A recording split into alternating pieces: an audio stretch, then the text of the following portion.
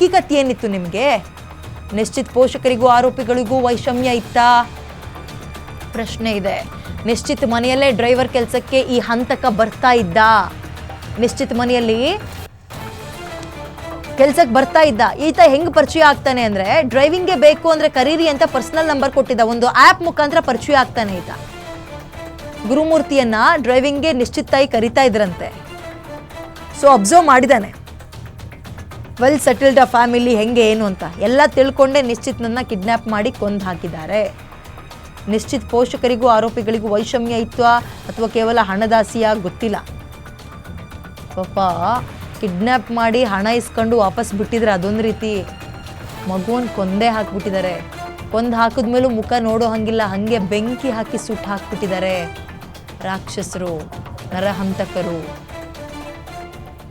ಆ ತಾಯಿ ಬದುಕಿದ್ದು ಸತ್ತಂತೆ. ಆಕೆ ಹೆಂಗೆ ಸಹಿಸ್ಕೊಳ್ತಾಳೆ ಇದನ್ನ? ಇಡೀ ಸ್ಕೂಲ್ನಲ್ಲಿ ಮೌನ, ಕಣ್ಣೀರು ಹಾಕ್ತಾ ಇದ್ದಾರೆ ಅಲ್ಲಿನ ಸಿಬ್ಬಂದಿಗಳು.